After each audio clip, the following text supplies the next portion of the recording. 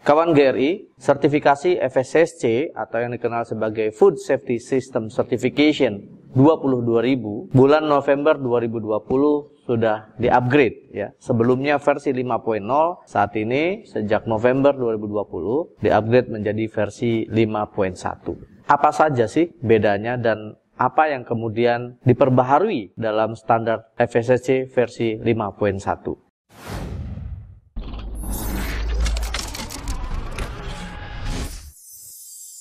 Seperti kita ketahui bahwa FSSC ini merupakan sertifikasi yang diakui oleh GFSI atau Global Food Safety Initiative yang merupakan gabungan dari 3 standar yang berbeda. Yang pertama adalah standar ISO 22000 versi tahun 2018, kemudian ISO TS yang merupakan Technical Specification untuk masing-masing scope industri yang masuk dalam rantai pangan, dan yang ketiga adalah Additional Requirements atau persyaratan tambahan dalam FSSC 22000. Nah, yang berubah di FSSC 5.1 adalah Additional Requirements, di mana sebelumnya di versi 5.0 Additional Requirements ada sejumlah 9 pasal persyaratan atau 9 section persyaratan. Kemudian dalam versi 5.1 ditambahkan. Jadi saat ini ada 15 Additional Requirements FSSC. 9 pasal sebelumnya atau 9 persyaratan sebelumnya tetap ada di dalam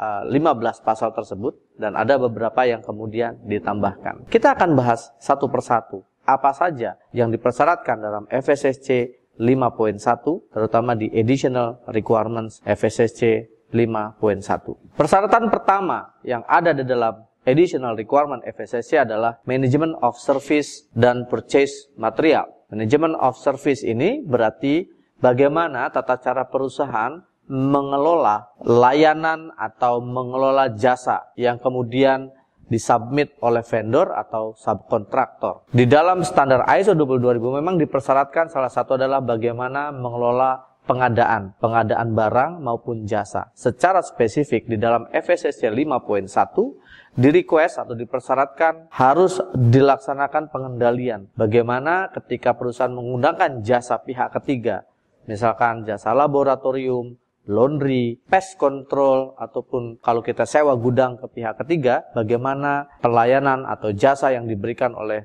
provider dikendalikan, termasuk persyaratan-persyaratannya yang harus ditetapkan oleh perusahaan. Dan salah satu tambahan dalam FSSC 5.1 di section atau di pasal 251 bagian A adalah mempersyaratkan bahwa jika kita menggunakan laboratorium pihak ketiga, maka dipastikan bahwa laboratorium tersebut memiliki akreditasi ya dari lembaga akreditasi terkait, atau jika menggunakan laboratorium internal sebagai pengujian, terutama untuk merilis produk jadi atau melakukan pengujian terhadap tahap-tahapan kritis di dalam satu rantai proses, maka setidaknya laboratorium tersebut menggunakan prinsip ISO 17025 sebagai Good Laboratory Practices atau mengikuti program proficiency atau ring test atau apapun yang memastikan bahwa hasil pengujian laboratorium, hasil pengujian secara internal ini dapat dipastikan keabsahan hasilnya. Kemudian di poin B, ini merupakan hal yang baru adalah melakukan pengadaan bahan baku dalam kondisi emergensi. Bagaimana perusahaan mengelola hal tersebut? Nah, dengan kondisi saat ini misalkan kondisi COVID, bagaimana memastikan bahwa bahan baku yang diterima dibeli dari supplier sesuai dengan kriteria-kriteria yang telah ditetapkan walaupun dalam kondisi emergensi. Maka nanti dalam prosedur Anda dalam perusahaan harus ditetapkan bagaimana pengecualian yang spesifik jika terjadi kondisi emergensi.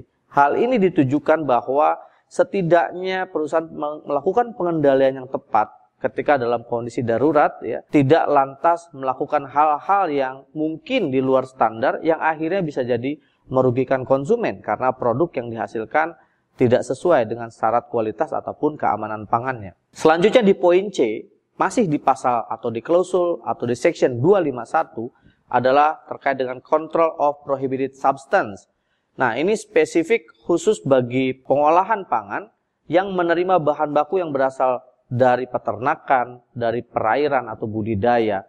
Karena ada beberapa substance yang kemudian menjadi penting untuk dikendalikan. Ada beberapa bahan-bahan yang dilarang digunakan selama proses budidaya atau selama proses pembesaran dalam peternakan ya, misalkan menambahkan antibiotik, kemudian prohibited atau medicated drugs yang dilarang ya, ataupun pestisida dan bahan-bahan substance yang berbahaya. Jadi harus ada pengendalian. Seumpama kita mengolah udang beku. Nah, bahan baku udang tersebut dibudidayakan. Nah, selama budidaya, apakah menggunakan antibiotik yang dilarang menurut undang-undang atau regulasi di negara tujuan ataupun di Indonesia. Sehingga harus ada catatan pengendalian di situ, harus ada pengujian bisa jadi ya. Setiap kedatangan maka harus dilakukan uji dulu bahwa bebas dari resiko-resiko antibiotik. Kemudian yang poin D, review of specification. Nah, hal ini ditujukan bahwa pada saat kita mengadakan bahan baku atau jikalau perusahaan kita kemudian memproduksi produk yang di-request oleh customer atau dimaklonkan oleh customer atau mendapat subkontrak dari customer, di mana produk tersebut harus memiliki spesifikasi yang jelas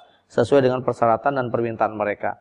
Maka harus ada kajian bahwa spesifikasi tersebut sesuai dengan kaidah-kaidah, sesuai dengan regulasi tentang keamanan pangan di mana produk tersebut kemudian dijual. Misalnya saya punya perusahaan, kemudian ada buyer meminta dibuatkan produk A. Nah, dalam ketentuannya spesifikasi tersebut harus direview oleh kedua belah pihak sehingga tidak hanya memenuhi permintaan dari pelanggan tetapi juga dipastikan bahwa apa yang kemudian dibuat sesuai dengan regulasinya. Jangan sampai apa yang diminta oleh pelanggan ternyata tidak sesuai dengan regulasi di negara tujuannya. Sehingga bisa menghindari jika ada penolakan atau kasus-kasus recall atau penarikan produk. Additional requirements yang berikutnya di section atau di pasal 252 berkaitan dengan product labeling. Product labeling ini ada penambahan ya, bahwa tadinya sudah exist kemudian ditambahkan oleh FSSC di versi 5.1 di mana dalam persyaratan ini adalah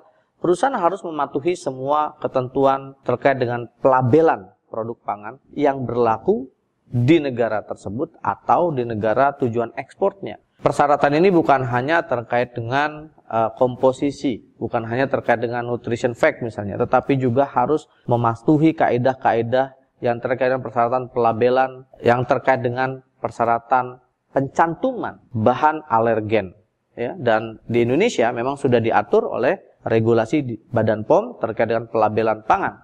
Di situ pun sudah termasuk diantaranya adalah mencantumkan bahan yang menyebabkan alergi dan mencantumkan juga informasi jika ada bahan yang kemudian diproduksi bersama-sama dengan produk yang mengandung alergi atau allergen. Berikutnya adalah customer specific requirements. Jika ada persyaratan pelanggan yang khusus terkait dengan label, maka perusahaan pun harus melakukan pemenuhan hal tersebut. Bagaimana kemudian memenuhi apa yang kemudian diminta oleh customer tetapi tidak melanggar ketentuan regulasi. Misalnya, katakanlah ada satu bahan ingredients yang ditambahkan tetapi customer tidak mengikuti. Maka perusahaan harus juga menginformasikan bahwa semua harus dicantumkan. Atau kebalikannya gitu ya. Ada bahan baku yang tidak dicantumkan atau bahan tambahan yang tidak dicantumkan. Maka ini pun harus juga dipatuhi sehingga persyaratan minimal dari regulasi terpenuhi dan juga bisa memenuhi permintaan dari pelanggan atau customer requirements. Nah, persyaratan tambahan yang baru adalah ketika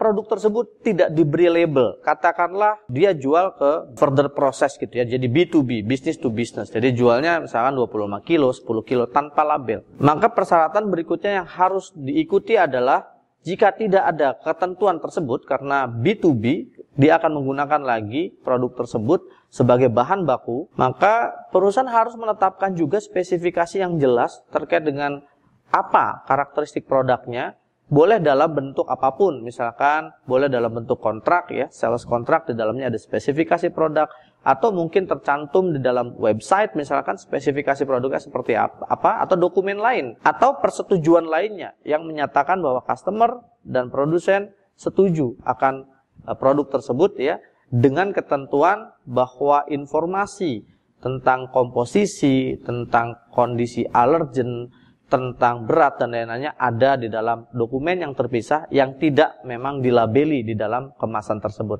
Contohnya misalkan kita beli minyak goreng curah atau beli terigu yang curah. Kalau mungkin terigu yang kiloan, yang 1 kilo ada secara lengkap labelnya karena produk tersebut B2C ya, business to consumer. Nah, jika B2B, maka business to business, maka dipastikan ketentuan tersebut diikuti. Persyaratan nomor 3 di dalam additional requirement FSSC adalah tentang food defense. Nah, ini dibandingkan dengan persyaratan sebelumnya, ini di praktis tidak ada perubahan sama sekali ya, bahwa perusahaan harus melakukan langkah-langkah mitigasi, pencegahan terhadap terjadinya sabotase atau kontaminasi yang disengaja, baik oleh internal maupun pihak eksternal, yang mana perusahaan harus membuat program yang disebut dengan TACCP atau TASAP, Threat Assessment and Critical Control Point, menganalisa area-area yang sensitif, area-area yang berbahaya, bisa diakses oleh pihak lainnya, area-area yang terbatas, dan menentukan apa prevention tools, dan menentukan apa protective action untuk mencegah resiko tersebut terdampak pada keamanan pangan, ataupun untuk mencegah resiko-resiko sabotase atau kontaminasi yang disengaja berdampak kepada produk yang dihasilkan. Persyaratan berikutnya ada di poin 254 atau persyaratan nomor 4 dalam additional requirement of FSSC. Nah, ini juga tidak ada perubahan,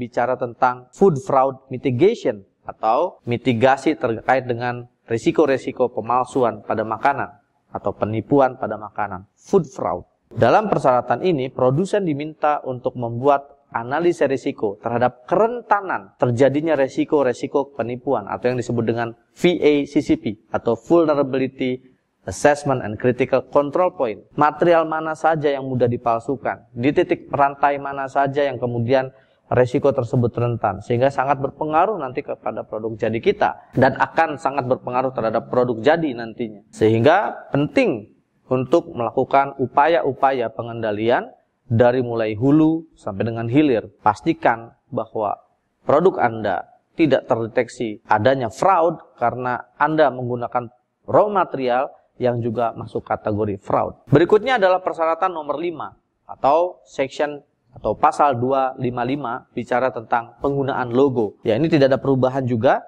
Logo FSSC tidak boleh digunakan dalam produknya, sehingga seketika Anda memiliki sertifikasi FSSC tidak boleh dicantumkan dalam produknya, karena FSSC sendiri bukan merupakan product certification, tapi merupakan sistem certification atau di label atau packaging, primary, secondary packaging, atau tujuan lainnya, misalkan dalam COA ya, yang tujuannya adalah menggaransi satu produk tersebut. Logo hanya boleh digunakan untuk keperluan website misalnya, atau untuk keperluan marketing, untuk keperluan stationery misalnya, dan lain-lain. Boleh, silahkan, tetapi ada batasan-batasan tertentu di mana logo FSSC tidak boleh digunakan. Persyaratan nomor 6 atau section 256 bicara tentang allergen. Nah, ini juga tidak ada perubahan dari periode sebelumnya, bahwa allergen ini merupakan bahan yang menyebabkan alergi. Maka perusahaan harus betul-betul pertama bisa mengidentifikasi dulu risiko-risiko yang terdapat dari raw materialnya,